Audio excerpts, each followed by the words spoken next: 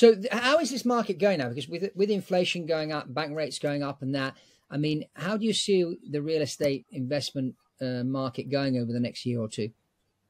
So over the past year, we haven't bought a lot of deals because interest rates have gone up, Yeah. actually quite substantially.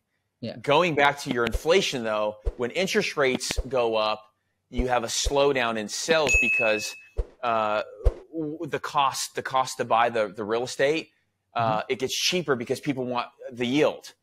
And so, you know, we've seen this split where there's not as many sellers and there's not as many buyers because they can't agree on a price. That's the very simplistic terms of it, right? Yeah. Inflation is actually helpful for us because when inflation happens, the cost to build actually goes up.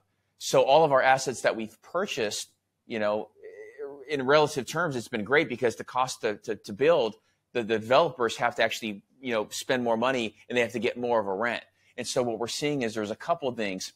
We're seeing the building slow down, and there'll be some developments and there'll be some builds, but I think it's going to be harder to build. And so all the real estate that's already in existence, I think we're going to have a housing shortage by the 2035 because they're just not going to be able to keep up with the amount of migration, with the amount of homes that are needed for this population. And so, look, I think in real estate and multifamily specific, especially what we invest in, we have now renters by choice.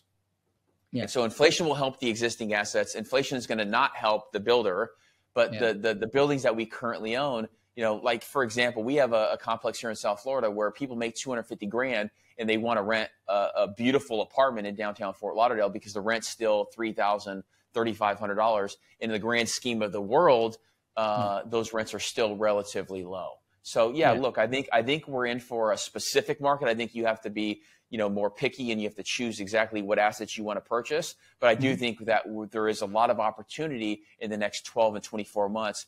If you have cash, to go and buy assets, I think there's a huge opportunity for groups like ours to go and buy great quality assets and hold them for the next 10 years.